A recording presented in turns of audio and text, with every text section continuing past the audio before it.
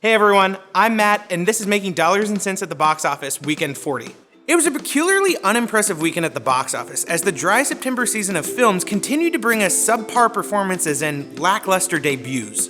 Both Miss Peregrine's Home for Peculiar Children and Deepwater Horizon brought in combined less than $50 million. Tim Burton's Miss Peregrine did take the top of the box office with $28.8 million, though that's a far cry from success when you consider the fact that the film carries a $110 million production budget. And for Burton, this is yet again another less than desirable opening for some of his more recent work. Miss Peregrine's Home for Peculiar Children is all about the story of a boy named Jacob who stumbles upon a home filled with children with extraordinary abilities. Once there, Jake quickly realizes that his destiny is to protect the home and its inhabitants. The film has that classic Tim Burton flair, what with the imaginative production design and really poignant characters. But on top of that, it's got that off-the-beat reality that anyone who's ever wrestled with being different from other people can instantly relate to. However, I think the real mistake that Burton made with this film is that he spent way too much time trying to establish this world, rather than allowing his audience to discover it for themselves. And bubbling up to second place this weekend with an even more disappointing run was Lionsgate's Deepwater Horizon, which carried the same production budget of $110 million,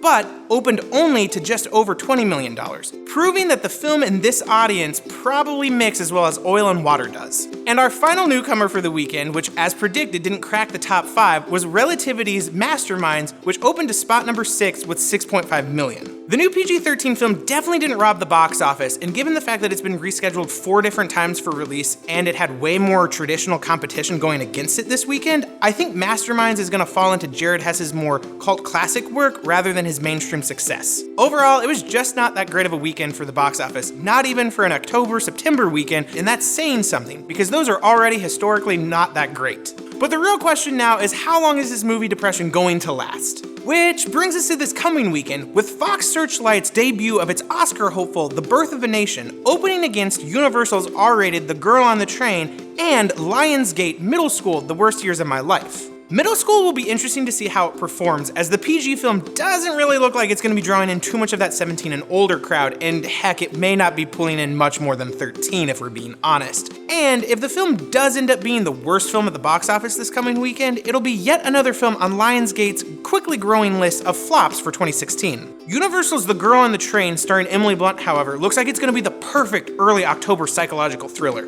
And the third newcomer for this coming weekend is The Birth of a Nation, which I'm pretty positive is going to take the top of the box office. Now, ever since I heard this film had gotten picked up for national distribution, I have been so excited to go see it. But if it brings home even half of the power and importance on racial injustice that the trailer stirs up, it's a surefire Oscar nomination. With an R rating, Birth of a Nation doesn't look like it's going to be pulling any punches. And yeah, that might hurt it because it won't be drawing in the 17 and under crowd, but I would be really surprised if it doesn't take the top of the box office next weekend. But time will tell, and for now, that's it for this week. Yet again, we have another group of diverse films ready for audiences to go watch. So take some time this weekend and grab a friend, grab some popcorn, head over to your local movie theater, and go watch a film so you can join the conversation with us on Making Dollars and Cents. We'll see you next week.